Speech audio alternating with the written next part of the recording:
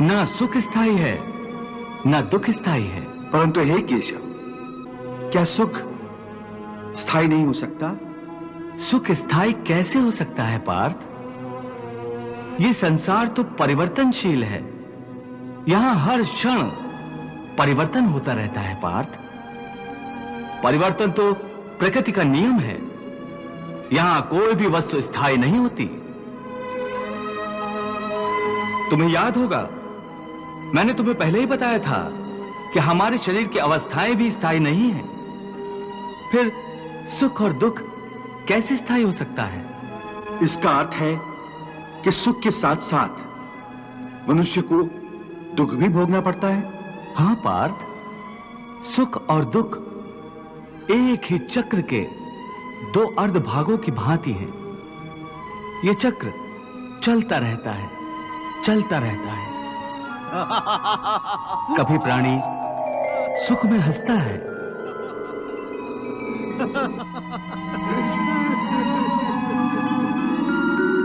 वही प्राणी दुख में रोता और बिलखता है। परंतु काल चक्र कभी नहीं रुकता। सुख दुख का यह चक्र चलता ही रहता है।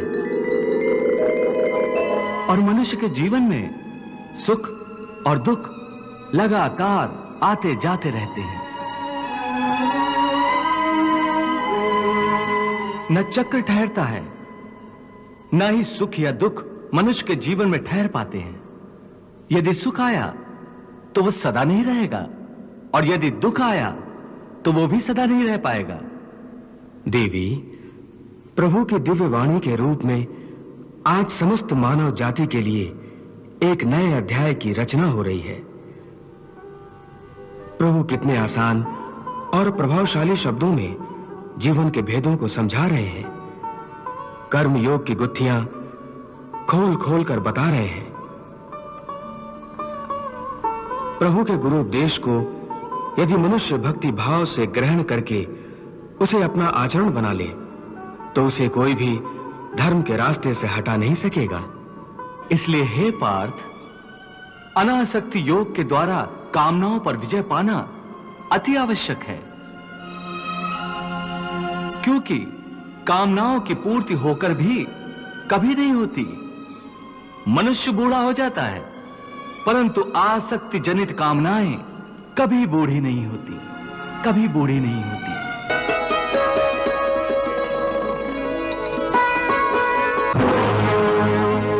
पार्थ, एक कामना अनेक कामनाओं को जन्म देती है। हर कामना के साथ मनुष्य की तृष्णा भी बढ़ जाती है, और तृष्णा के साथ असंतोष भी बढ़ता जाता है। फिर ऐसे असंतुष्ट मनुष्य को, जो कामनाओं से ग्रस्त है, उसे उचित अनुचित का विवेक नहीं रहता। पार्थ, इसलिए मैं तुमसे कहता हूं कि तुम अपनी कामनाओं का त्याग करके स्थित प्रज्ञ बनो। स्थित प्रज्ञ जो कर्मयोग की चरम अवस्था है। वाह प्रभु, वाह, क्या सुंदर बात कही आपने।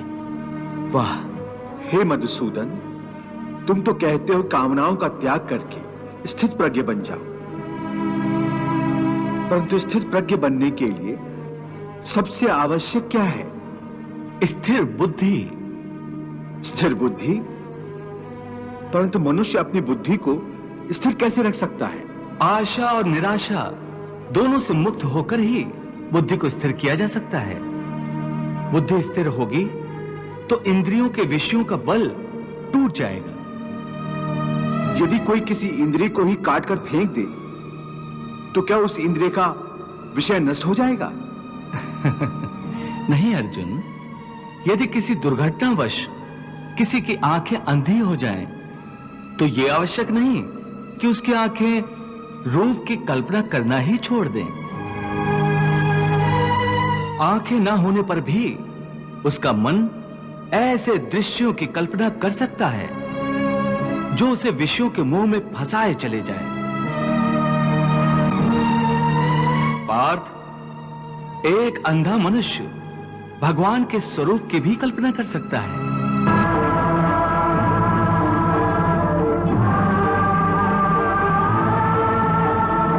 और एक नारी के शरीर की भी कल्पना कर सकता है।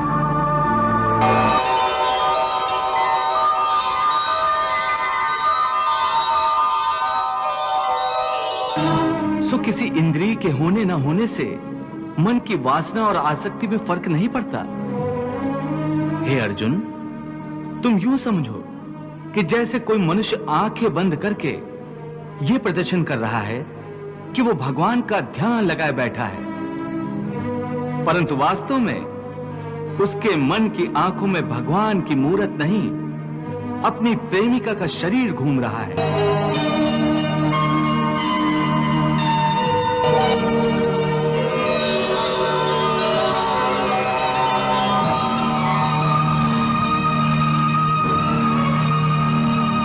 इसका अर्थ है कि उसकी आंखें तो बंद हैं, परंतु आंखों के विषय उसे फिर भी भ्रमित कर रहे हैं। हे अर्जुन, कई लोग अपनी इंद्रियों पर बड़ी कठोरता से निग्रह करने के लिए बड़े कठिन व्रत और उपवास रखते हैं। कई कई दिनों तक खाना पीना छोड़ देते हैं, फिर भी यदि उनका मन भांत भांत के स्वादिष्ट भोजनों की वासना में ही अटका रहे, तो हठ के द्वारा किए हुए इस व्रत उपवास का क्या लाभ है?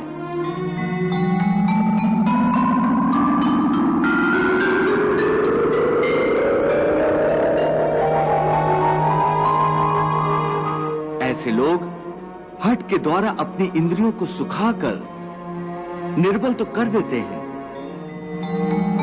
परंतु इससे विषयों की आसक्ति का त्याग नहीं हो सकता। याद रखो, विषयों से अधिक खतरनाक है विषयों की आसक्ति, और विषयों की आसक्ति का त्याग केवल इंद्रियों के निग्रह से नहीं हो सकता। आसक्ति का त्याग केवल मन के निग्रह से होता है। जब मन निरासक्त हो जाए तो इंद्रियां अपने अपने विषयों को भोगती हुई भी इन विषयों से निरासक्त रहती हैं। जैसे कमल का फूल पानी के अंदर रहते हुए भी सूखा ही रहता है, जल की एक बूंद भी उसके पत्ते पर नहीं ठहर सकती।